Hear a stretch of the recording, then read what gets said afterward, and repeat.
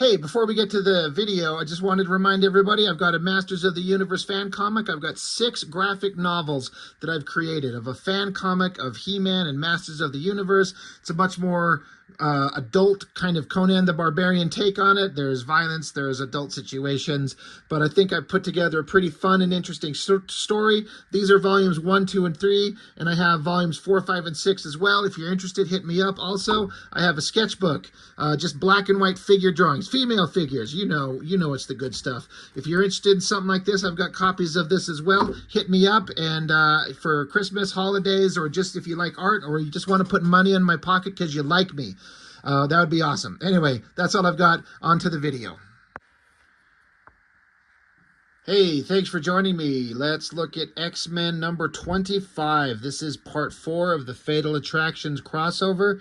And this is the book that was kind of, to my memory, the one that everyone was kind of hyped up for. This is where something crazy was going to happen. They've had some pretty important things happen in all the other issues. Upon reviewing these, reading the issue 25 of X-Force, I think it was, where the X-Force issue. I'm trying to remember if I had the number correct for issue 25. Like Cable showed back up and joined the team and ended up facing off against Magneto as they had their part in this crossover, and Magneto literally ripped Cable's body to pieces with his magnetic powers, are able to manipulate metal, and Cable's like at least half cyborg, and so he kind of exploded Cable's body, which I think the implication that they were giving is that it was going to kill him.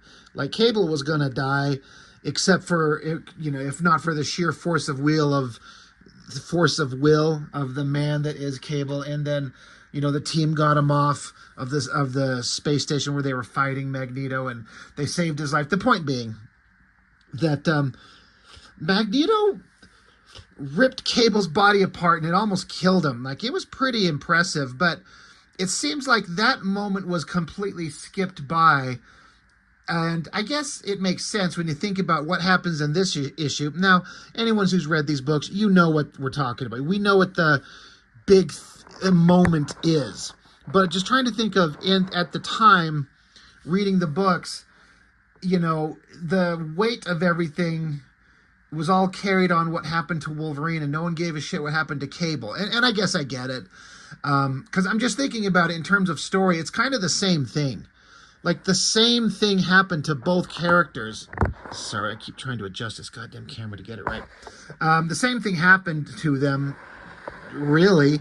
But the only one that was really relevant for a long time is what happens to Wolverine. But I guess we can just, put Cable back together, and then off he goes and he's fine. But the fate that falls on Wolverine, that doesn't get solved quickly at all.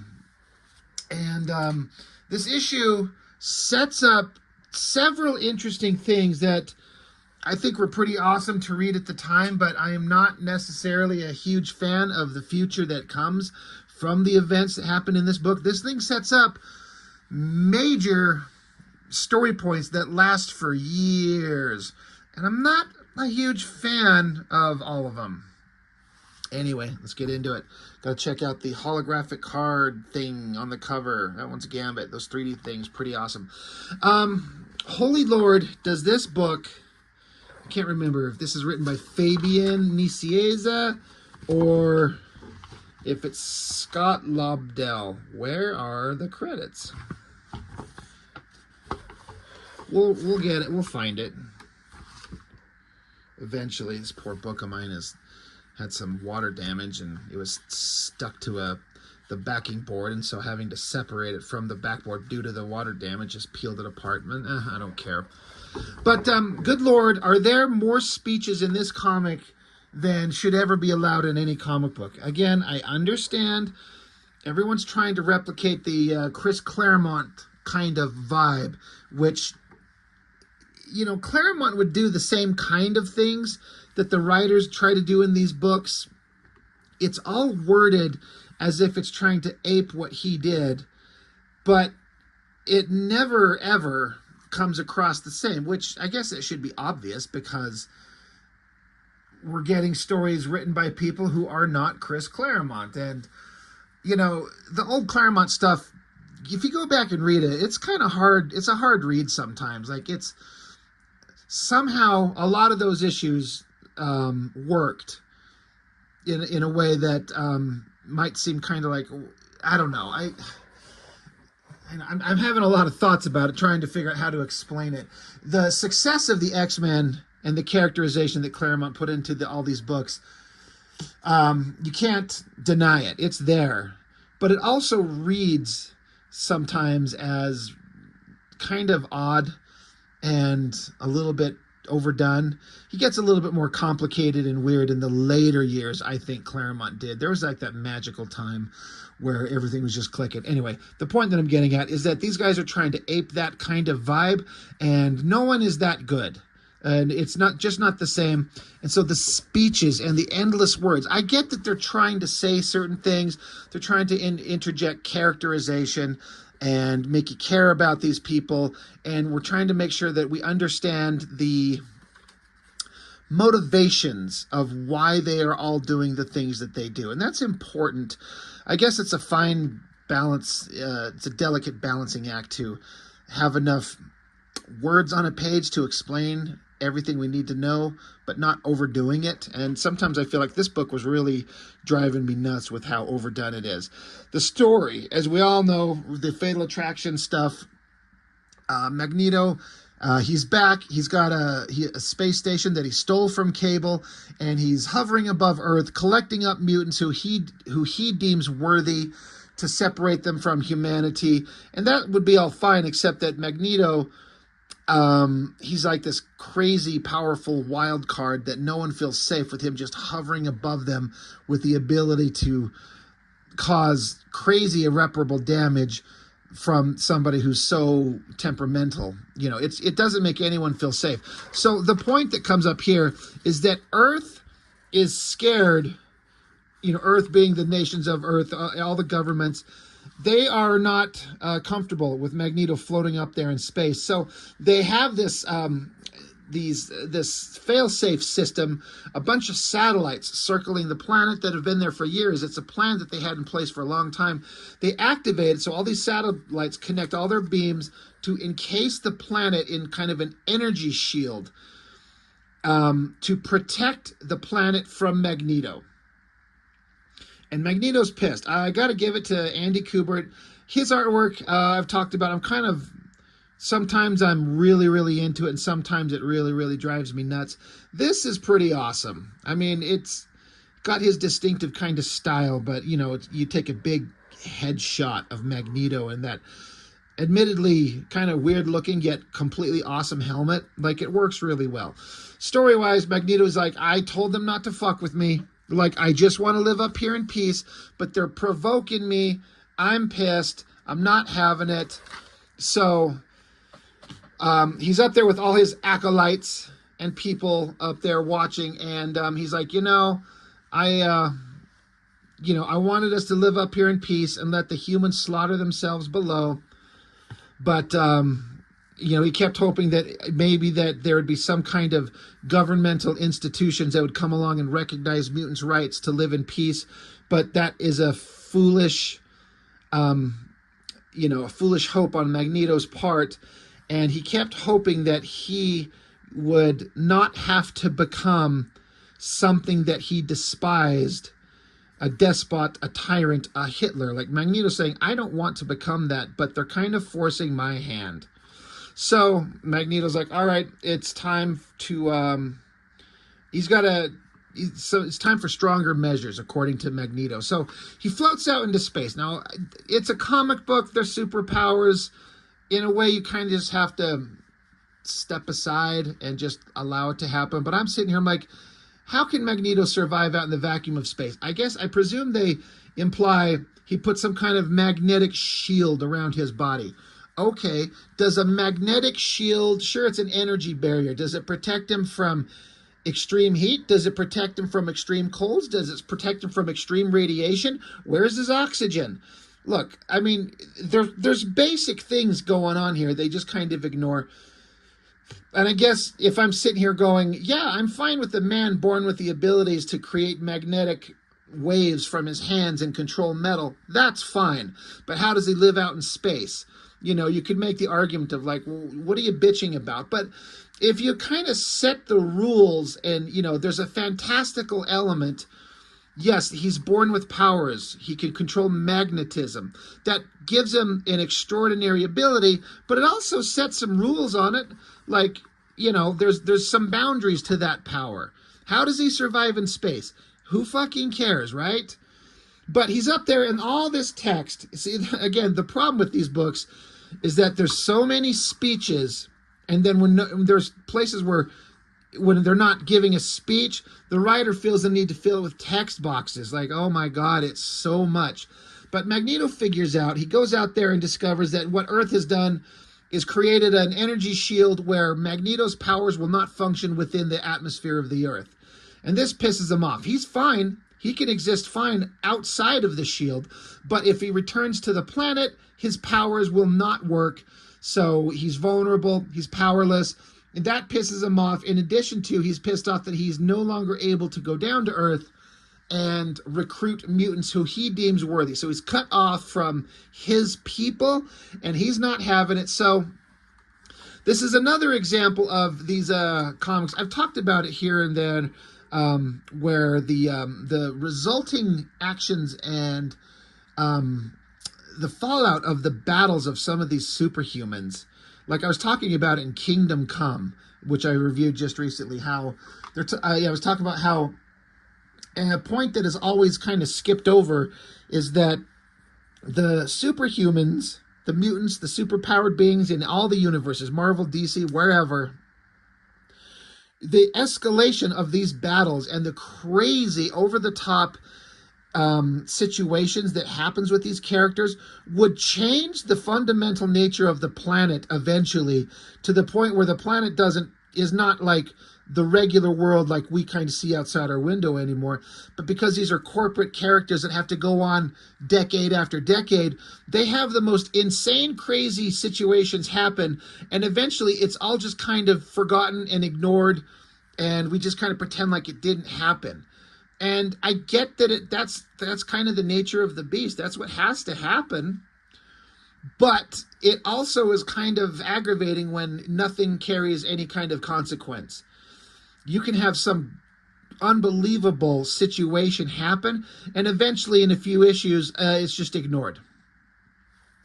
Case in point, Magneto's above the planet, and he does a thing that is actually kind of the it reads as the same thing that happens in that that Wolverine series by Wolverine, what the fuck. Sorry, I'm trying to find the copies of it. I've got it sitting here. The story drawn by Greg Capullo. I've been reviewing it. It's like an alternate future of the planet where Magneto set off an electromagnetic pulse and shut down all the electronics in the world. That's what happens in that book. The difference in there is that in that book that I'm doing, Wolverine Revenge, is that the effects of the electromagnetic pulse were permanent. Like that is, the effects were earth-shattering and changed everything forever. Like the planet was sent into this like apocalyptic kind of version of itself. Basically what I'm trying to get at here is that Magneto does the same thing here. He sets off a giant electromagnetic energy pulse that washes across the planet and knocks out all electronic devices on the entire planet. So you get a shot of Manhattan, a bright flash, everything's dark. Thing gets out of the shower. He's like, holy shit, Reed, are you fucking around with technology and shit again? Why does fucking Thing got a stogie in his mouth when he's in the shower? I get that he's supposed to be, like, he's always got a smoke in his mouth. Not now. They've long since banished smoking in Marvel Comics, but that's a dumb choice. But anyway, he's like, holy shit, Reed, did you do this? And Reed's like, no, that wasn't me. I'm not sure why there's a picture of, like, cars getting blasted over. I don't know that an electromagnetic pulse, it's just an energy wave. It's not a blast of force. I mean, right? Why are cars being kicked up and, pushed around? As the energy wave continues around the planet, we're in Tokyo, Japan. We have Sunfire. He gets kind of wrapped up in the energy blast, knocks his ass out. Out in the Kremlin, hits there. In England, Braddock Manor, you got Excalibur. All the power goes out, and he's like, holy shit, what the hell was that? He's like, I don't know, but the secondary generator should fire up in a minute. We get pictures of boats out in the water, the White House, the Xmen mansion out, and Beast and Banshee are firing up some backup technology derived from Shi'ar tech that they've got. But basically, the entire planet is knocked out. Now, the implications of that are pretty staggering. And I hadn't read this in a long time, so when I was flipping through this, I wanted to try and, did they address the staggering kind of nature of what happens? So here we are. Okay, yeah, there's the credits. Fabian Nicieza, Andy Kubert, Nicieza's writer, Andy Kubert penciler, Matt Ryan inker.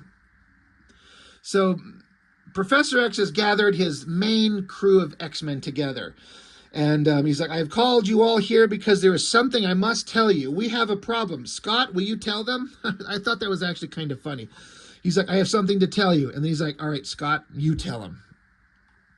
So Cyclops is here, and he's basically just recapping, Magneto sent out an electromagnetic pulse and, wiped out all technology on the planet, and everything is pretty fucking bad. He says, we believe this situation is temporarily, but the pulse was having a devastating effect.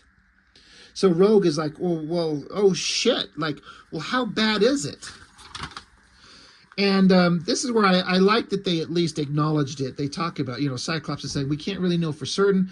We're only online because we have the advantage of alien Shi'ar technology incorporated into our systems, which let us function. But from the garbled static we've been able to piece together, it's bad, really bad. Plane crashes, medical equipment failures. Professor X estimates we fear many hundreds, perhaps thousands have died.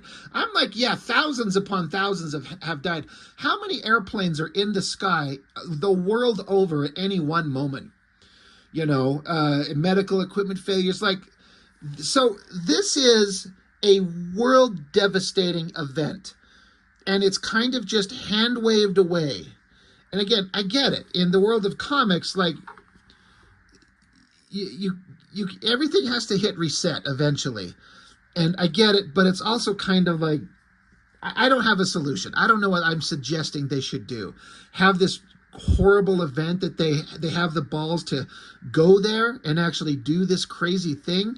I'm not saying they shouldn't do it, but the implications of it are shocking. But it's then just ignored.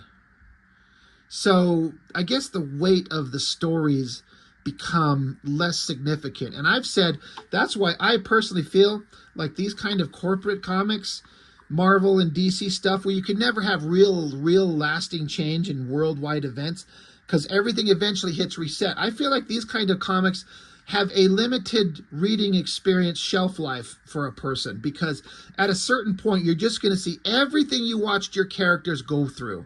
These crazy, shocking events. Eventually, it'll just start over, and then they'll be starting back essentially at step one. The X-Men's going to gather up and fight Magneto again. And it's endless, over and over and over. These stories would have a definitive end, and these characters would kill each other eventually.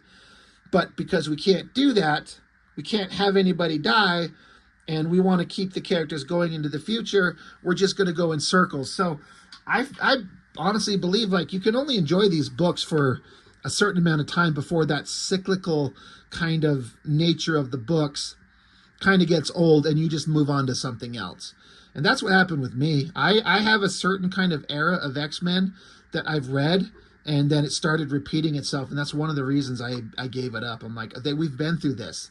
I've watched the X-Men fight Magneto several times, and it was supposed to be the final battle. but then it just resets. So I'm done. I'm out. I can't read these anymore. There's no consequence. There's no wait. It's just an endless cycle, and it gets old to me. Anyway, the point being is that a lot of people died. So, and Professor X is saying this was meant to be a very vicious attack. It's terrible. So Professor X says we should take in the fact that Magneto did not kill us. It should be viewed as a mistake on his part. And we have to make certain that it is the last mistake he has the opportunity to make. So that's pretty definitive, Professor X saying that. He's like, Magneto didn't kill us. That was a mistake. And we have to make sure that we take advantage of that mistake. And Wolverine's like, well, what are you talking about? Professor X says, you know exactly what I'm talking about. He says, we do not have the luxury of time nor the occasion for nobility. At this point, we are not fighting for the philosophy of a cause, a hope, or a dream. We are fighting for our very survival. And if we do not win this fight, the planet will be irrevocably lost to us. So everything they're saying there is like real world truth. In a situation like this, these characters would get together and say, all right, we've known Magneto, we've fought him, we've had moments where we like him and we respect him and we agree with him on many things, but he's taken it so far. He has now killed thousands of people. We can't just go arrest him and put him in handcuffs and throw him in jail and hope that he just stays there. They would go up and fucking kill him. And if the X-Men don't do it, like, they'd send Nick Fury or something like that, or they'd send the Avengers, somebody. They would go and kill Magneto. He would be done. And in comics, that's not the morality you want your superheroes to have. I understand that. I'm not advocating for it, but in real world stakes, if we were sitting right here, us human beings together, and then somebody did something so horrible, one man in his conscious choice to wipe out thousands of people the planet over, that person needs to be removed. And that sounds really brutal, and that's a kind of a philosophical kind of debate that you can have when you're not faced with the reality of the situation. But how long do you just let a mass murderer walk free and let him do it over and over and over? It's like the Joker in the Batman. How many times do you put him in jail before you are now responsible, Batman, for letting this man continue to get out and kill over and over and over? Like, it just doesn't work that way in the real world. But I do want my superhero comics to address the morality of it and discuss it. Especially when they're a team like the X-Men. I know there's other books out there, characters like the Authority, where they take a hardline stance and do some pretty brutal shit.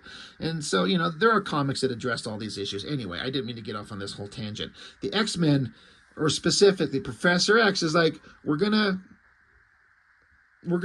stop him.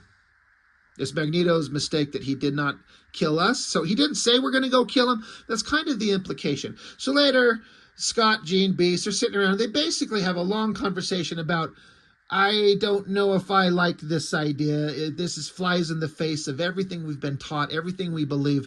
Is this who we are? And they should have this conversation. This is where we hammer out the morality of the ideas. And that's where all these long speeches start coming into play. And it makes sense. It should be there. Some of the long speeches I think are warranted. But Professor X, he's like, all right, here I am. Like, holy shit, you're walking. He's like, yeah, I'm using this special suit, and combined with my mental abilities, my happy ass can walk around. But Professor X has a plan. He set up a plan separately on his own, and Cyclops isn't particularly thrilled about it, but they kind of explain it here. Professor X says, Cyclops is pointing out, he's like, Professor, you've never been much of a battlefield operative. And Professor X is like, that'd be insulting if I didn't completely agree with you, which is why I structured the team in a very specific way. He says, combining the best elements of stealth, subterfuge, and guile to infiltrate Magneto's base, we have Wolverine and Gambit. With telepathic prowess to attack him at his weakest point and his tortured soul is Jean Grey and the Professor himself. And then as well as speed and strength and the strong desire to settle unresolved emotional conflicts, which I think would actually be hindrance to the mission. You've got Quicksilver and Rogue. Quicksilver is obviously Magneto's son, and Rogue and Magneto have almost had a romantic relationship. And I do like the idea that Cyclops pointed out, like, since we'll be inside a space station, us high-octane energy wielders are not very handy. So I kind of appreciated that idea as a kid when I read this. I'm like, they're bringing up the point, like, you're inside a space station. The last thing you need is Cyclops up there with his powers. They're nothing but shooting lasers from his eyes, blowing holes in things. Or Storm, who needs to be able to generate winds and shoot lightning. That is pointless. Someone like Cannonball blasting around, blowing holes in walls. Or Bishop, who can only absorb energy and shoot. Like, we can't have shooting up there. We need stabbing and punching.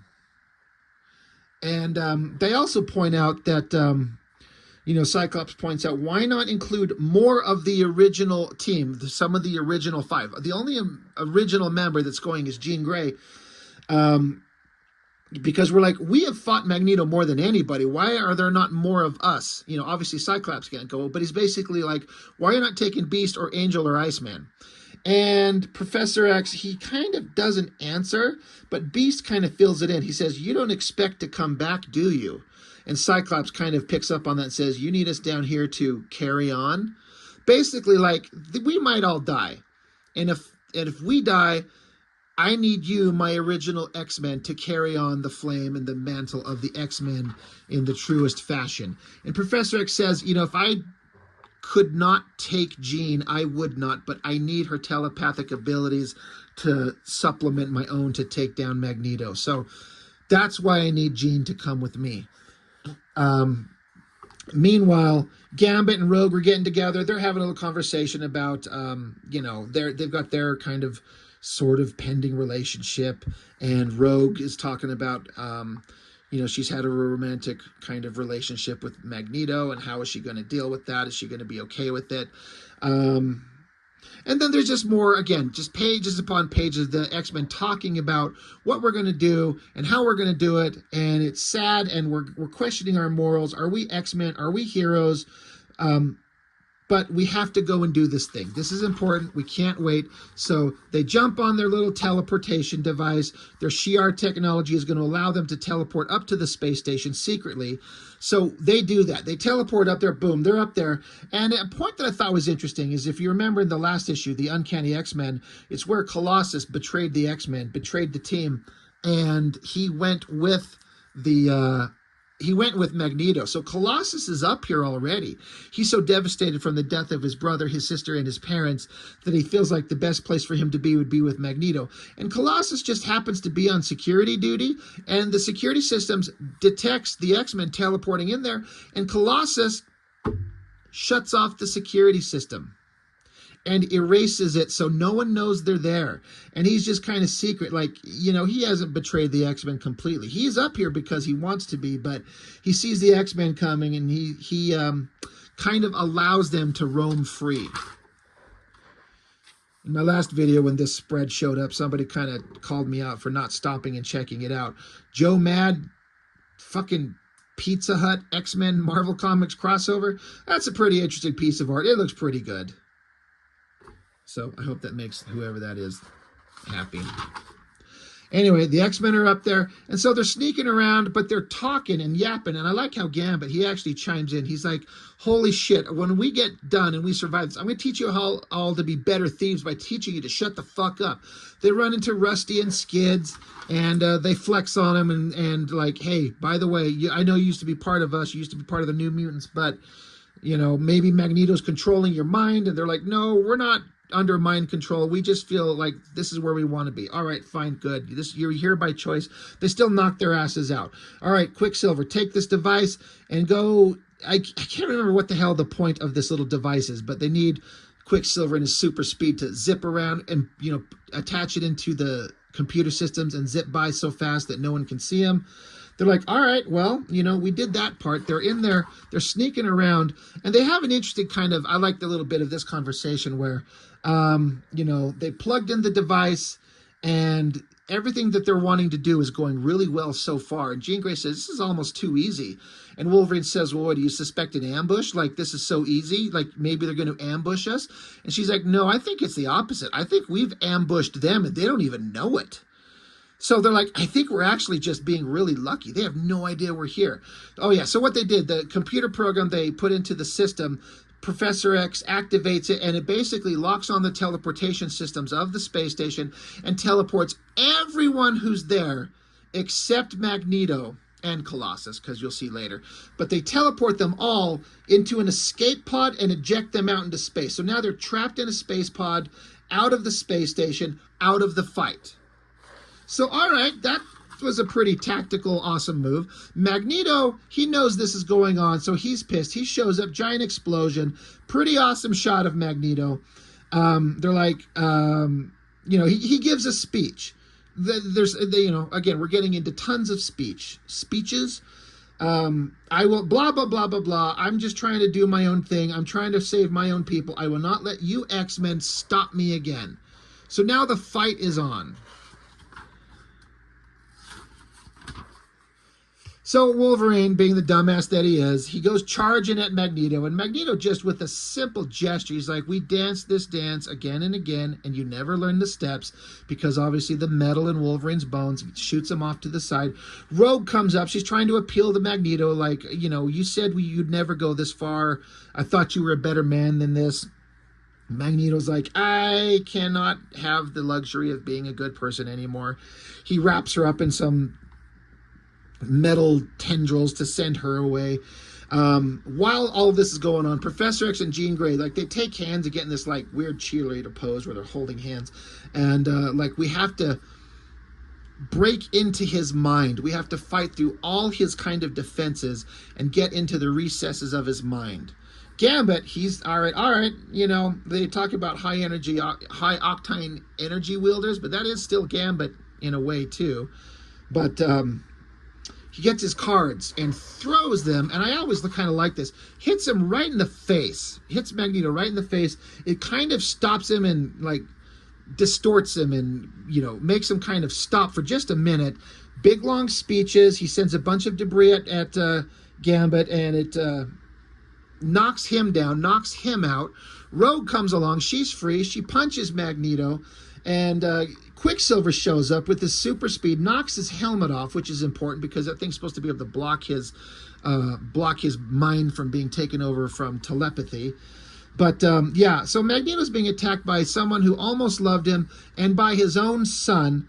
And Magneto's saying here, his own son, like, you, of all the people to assault me, my own child.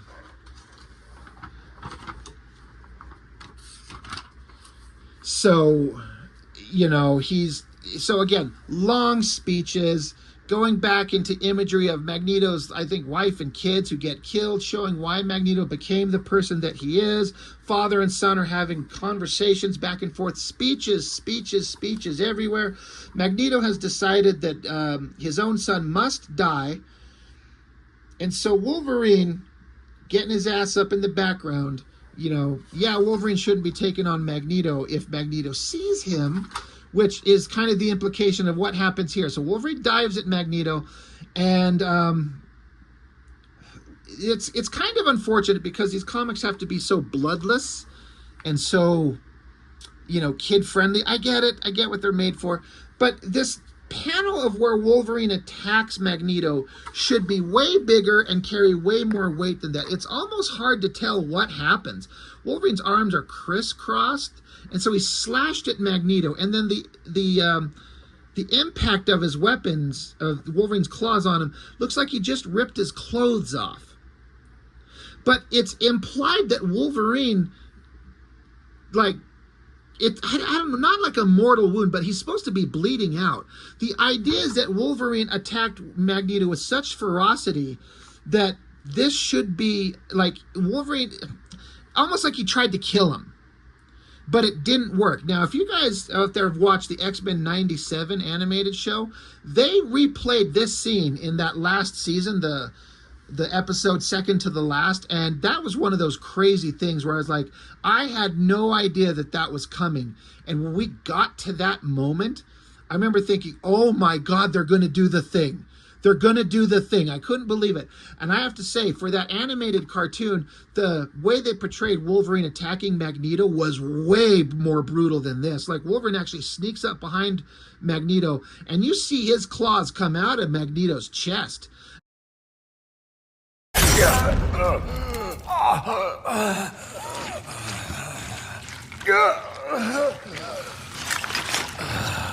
I mean, maybe it was his lower body because Magneto somehow still lived. If it was in his chest, you could have punctured his lungs, heart, killed him. But it was like a kill move. And it was way, way more brutal than this. I was actually shocked, like, holy shit. But as happened in the cartoon, as happens here, now everyone has to give more long-winded speeches about who we are and what we are. But Magneto has had enough. And it says, Magneto's fire courses through Wolverine's body. It begins with a small tug, an almost gentle pull, a harder yank, and then a wrenching tear. And so you start seeing the metal start being pulled out of Wolverine. And bam, this giant shot. That is a pretty impressive shot. And they did it pretty almost exactly the same in the cartoon. No! Magnus! For the love of God, don't do this!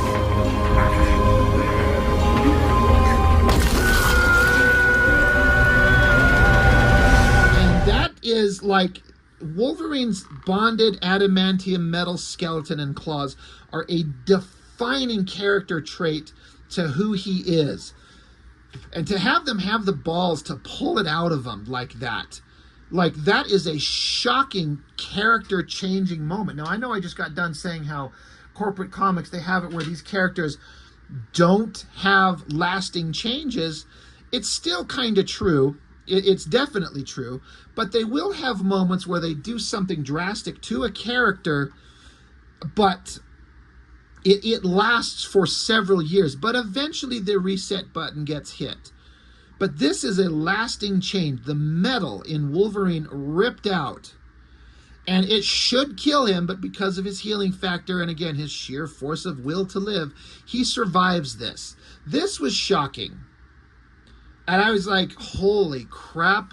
You know, now, as a kid, when I was reading these books, one of my favorite things about Wolverine, obviously, that metal in his claws, I'm like, well, what's Wolverine going to be like without his claws? How's that going to work out? I actually really, really hate the answer to that, but we'll get into that in the next book. But Magneto did this horrible thing, and so Professor X has finally had enough. So once again, we get imagery showing the horrible things that happened to Magneto in the past, speeches everywhere. More speeches, holy shit, words, words, words. They're having their debates back and forth before Professor X finally gets, with his mental abilities, into Magneto's mind, and they use a lot of different words to explain how and why, what he does, and again, big, long speeches. But Professor X basically, as I read it, wipes out Magneto's mind. He's now kind of a void. He is without thought. He is without mind. He is no longer a threat. We can't kill him, but we can do this. And Professor X is, you know, heartbroken at the choice he had to make. Now, this is also a setup. Spoilers for those who don't know, and I'm like 99% sure I'm correct on this, but this joining of minds is the beginning of Onslaught. The evil from Magneto's mind jumps into Professor X's mind, for lack of a better explanation. You know, I'm explaining it in a very simplified form.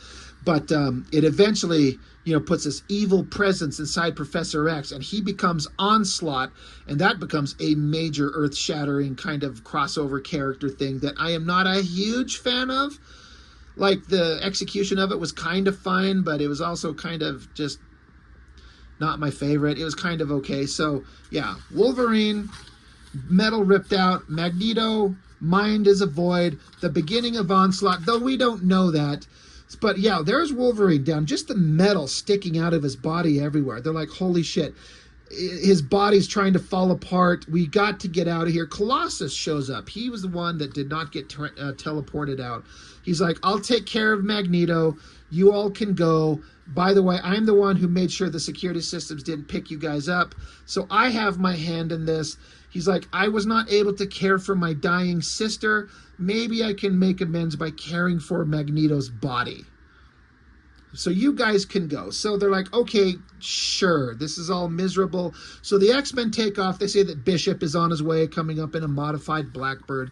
So they're going to get picked up. So the X-Men leave, and we're just left on the kind of sad cliffhanger of what is the future of Magneto and Colossus, and what is going to become of the X-Men's greatest villain. Now, we all know what's going to happen. There's just going to be some time pass, and we're going to reset, and Magneto's going to come back and just do the same shit over and over and over. But for the story, for the moment, I felt like it was a pretty epic battle. But the important part, the thing we're most concerned about, is poor Wolverine and what happens with him. But that is going to get resolved in the next issue, the Wolverine, I think it's issue 75, that they kind of address it. I think it's a story that's really well told, even though I fucking hate what the implications of it are in some ways, which we'll get into that when I get into Wolverine, the final chapter of Fatal Attraction. So I felt like this was a pretty good book. I enjoyed it. It's kind of the big culmination of a big crossover, and the X-Men fighting Magneto. It's a big deal, and I feel like it. Big long-winded speeches aside, I am kind of a fan of it. The idea works. I just don't like some of the future kind of fallout of the whole thing. So, yeah. Some good and some bad, but ultimately the story by itself, I'm kind of a fan of. So anyway, that's all I got for this one. I'd love to know what you think about this. Put it in the comments. Let me know what you think. That's all I've got for this one for now. Thank you for joining me. I will see you next time.